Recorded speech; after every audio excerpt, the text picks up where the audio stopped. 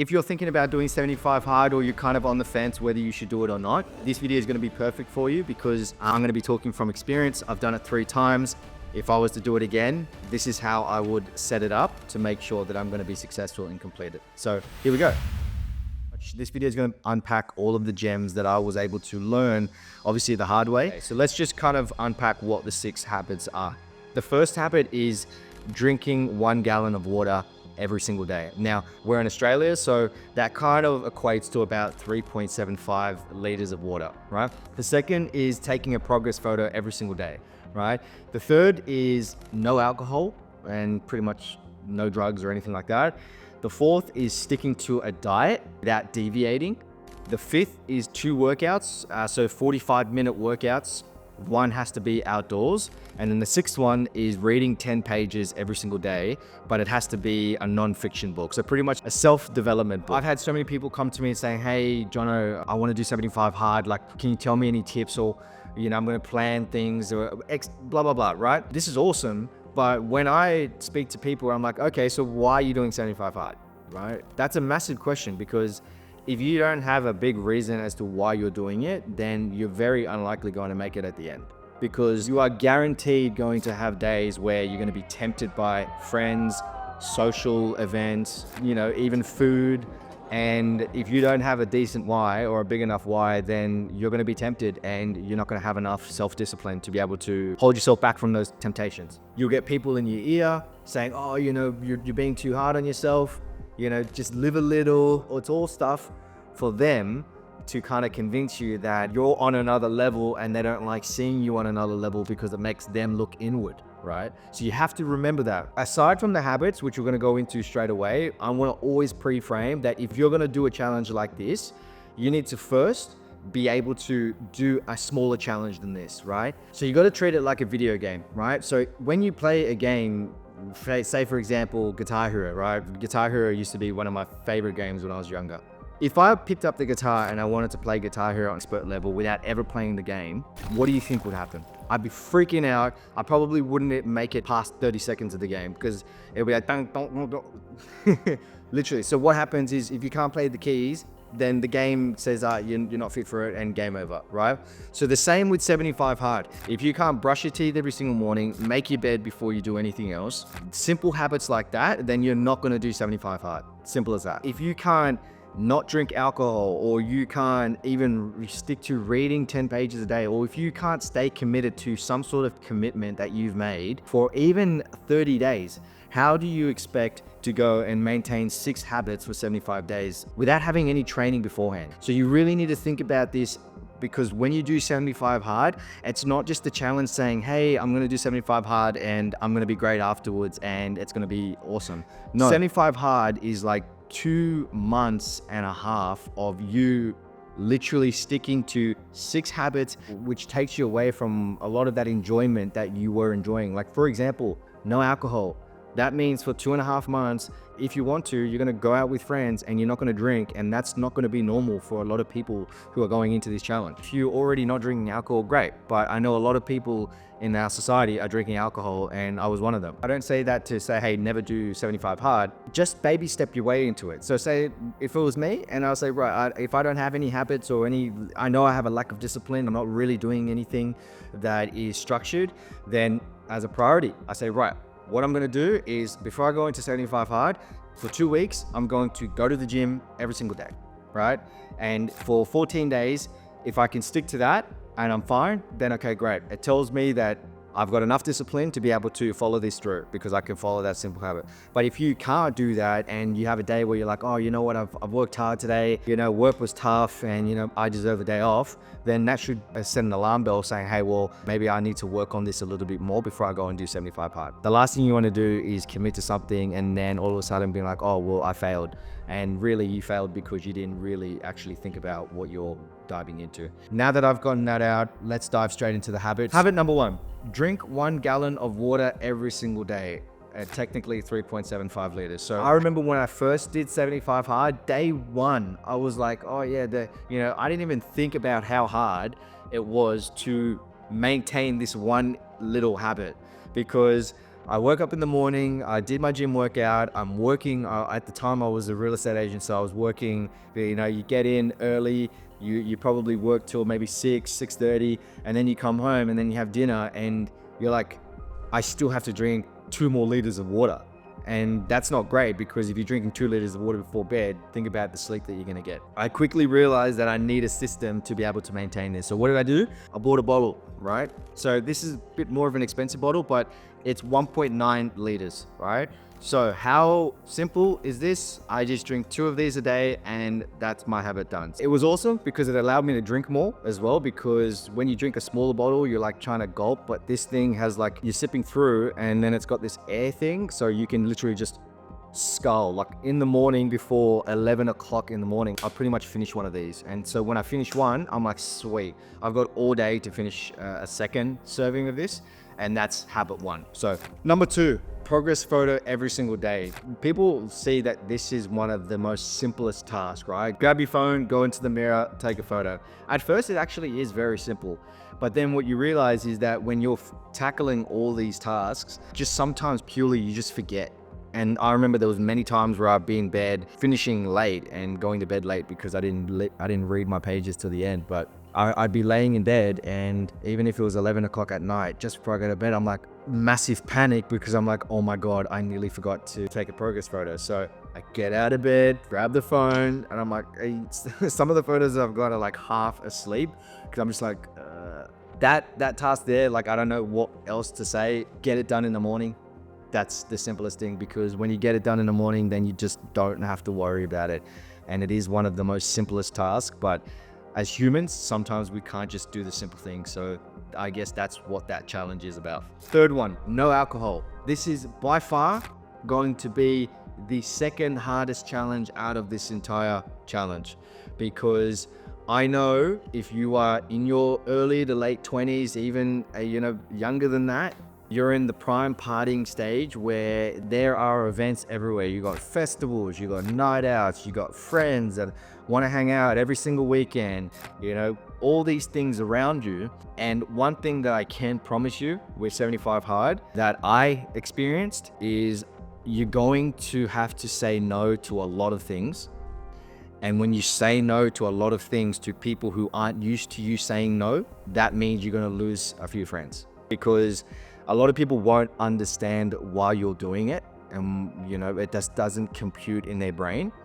And because of that, you're just gonna have to say no, and then you're gonna look like an outsider, and then you're gonna realize that the friends that you thought were your friends aren't actually your friends. The ones who looked at me and saying, you know what, Jonathan's doing his thing and he's doing it for a reason, but I'm gonna support him, that's a true friend. But if I have someone who I learn is like, that I feel is like, Jonathan's, he's being weird, or talks negatively behind my back because I'm trying to do something to better myself, that's not your friend. I did discover a lot of that when I did do my 75 Hard first, second, and third time. It actually does give you more confidence in yourself. It gives you more resilience. You don't want 50 friends or a whole bunch of friends. For me now, what I've learned is I would prefer having a smaller circle of friends where I'm able to soundboard and they're going to give me advice based on them respecting me and supporting me. And that's a mutual respect, right? And that's when you actually level up, because those people that are with you, you're able to actually have proper conversations. But honestly, the no alcohol is one of the best habits out of this whole thing, because I promise you, if you're in an endless cycle of drinking alcohol every single weekend, then it is detrimental. Like me personally, I'll share something with you. During 18 to like 21 maybe, I couldn't have gone any harder in my partying phase. I drank, I took drugs, I took all kinds of things, and I'm open about it now, because for me, I'm 28 now and I've spent the last 5 years bettering myself, and I did what I did. And I don't regret it, because I had an epic time. Like, don't get me wrong, they were the best times ever. Like, I had the best memories. But if I go back now and I say, okay, well, if I were to rewind it and do it again, would I have gone as hard? No, I probably wouldn't, because now I'm realizing that you only have one body. So why are you going to ruin it for the sake of a couple festivals and just, hanging out with your friends and doing what everyone else is doing? No. For the past 6 to 12 months, I've probably had maybe a handful of events where I've had a couple drinks on the weekend. And when I say a couple drinks, we're talking about 2 or 3 or whatever it may be, right? And that's something that I'm getting better at, because I do also want to make sure that I enjoy life. But for now, if you're thinking about doing 75 hard, it means that you're trying to better yourself, and alcohol should be completely out of the equation. So that is going to be by far the best thing out of the challenge, but it's going to be by far one of the hardest as well. So habit number 4 is sticking to a diet. Now, I have a lot of people who ask me, oh, well, what diet did you do, and how did you come up with it? When I did it, when I think it was in 2019 or 2020, there was no ChatGPT. So I actually went and reached out to a nutritionist and asked them, hey, can you just whip me up a diet? It cost me a couple $100.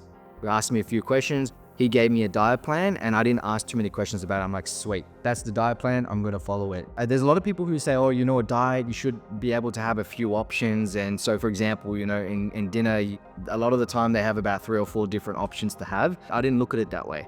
I got given a plan. My perception on the challenge was, that is what I'm going to eat day in, day out without deviation, because I wanted to really make it hard. So in the morning, I think I had oats, I had chicken at lunch, and then I had like a protein bar, which, by the way, looking back at it now, was definitely not great for the body. But anyway, I had a protein bar, and I possibly had a banana, some protein on rice cakes, and then for dinner, it was another steak or chicken meal with microwave packets of rice and frozen veggies. Again, looking back, definitely should have cooked it naturally, but that's all I ate for 75 days straight. I did not deviate. I did not try to have a sauce or something on the side. I didn't say, oh, you know what, tonight I'm gonna have salmon because that's a meat. No. I ate the same portions of food every single, and I was shredded. And I wasn't doing it to get shredded. I was doing it to better myself and mental toughness. But that was the byproduct of it, which was awesome. I honestly felt the best I ever felt in that younger age. So sticking to a diet, that's what I suggest you need to do, is come up with a diet, go into ChatGPT, literally ask it, say, hey, I'm gonna do 75 hard. This is my body weight, this is my height. Can you figure out what's going to help me lose weight over the 75 hard challenge? And then you'll have your plan. Right, that's done. Number 5, 2 workouts a day. So the outdoor workouts were one of the best workouts I had, because like I said, they're one of the toughest, and that's one of the most important parts of the challenge, because you could easily do 2 workouts indoors, but outdoors, for me, it really got me into running. So I never really used to be a runner before 75 hard, but then as soon as I started to get fitter and fitter with running, for me, that was one of the breakthrough moments, because while I was running and doing the 45 minutes outdoors, something happened for me where I was able to start thinking while I was running. I'm really connected to music, and so while I was thinking about music, it was about halfway through or 3/4 of the way through of the challenge, you start really mastering the art of achievement, because once you're halfway through and you're hitting these habits, you're just reinforcing in your mind that you're a champion, right? Because you're like, sweet, every day you're on a mission to complete these 6 tasks. And even if you maybe didn't complete a deadline or something at work or whatever it may be, your whole life revolves around this. And you're just validating your mind that you're a champion, that you're a winner. And that winner effect really came into play kind of halfway through. And so, yeah, when I first did it, I was living at home. I ended up moving out of home, renting a place in Manly where I was working, moved out with some friends, and that was awesome, right? And I would have never had the courage or probably even had the realization that I could do that until I was doing this 75 hard. Second time I did 75 hard, I ended up having the courage to go and become a standalone agent. So I was a junior for quite a while, and I got to the point where I was like, hang on a second, I'm sick of doing this anymore. And it was literally in the middle of 75 hard, I took the courage to ask for what I wanted and made it happen. And so, yeah, and then the third one, I actually decided to jump into an MMA ring. And so in the middle of 75 hard, I took on the challenge of waking up Monday to Friday, going to an MMA gym and training for a proper MMA fight in front of hundreds of people. All of that to say that those 2 workouts, that second workout outdoor is one of the most important. And so getting yourself ready for that workout, really plan the day before or plan in advance. So what are you going to do? Just don't try to complicate it. You should have a routine where you wake up every single day and you're saying, right, this is my outdoor workout. For me, it was 45 minutes of running or walking if I had to do it. You're allowed to walk, right? You don't have to run. But for me, it was like, okay, when am I going to run? In the morning or in the afternoon? I found that if I did it in the morning, I'd have to worry about it in the afternoon, and I'll just do a gym session afterwards, right? But it was either or, right? With a full-time job, I had to work out in the morning. There were a couple of days where I couldn't do it because maybe I didn't wake up early enough, and it really bit me in the bum after work, because not only did I have to train after work, but I had to do the run. And in the challenge, you're not really supposed to train and then train straight afterwards. So yeah, making sure that you plan the day before, so that way it's one of the things you don't have to worry about. One last note on that, I believe it was Bill Gates, where he wears the same clothes every single day and he doesn't deviate. Like for example, in real estate, right? I have a suit and I have the exact same suit or a couple options that I'm going to use, but I know that what I'm going to wear is not something that I have to decide to do that day,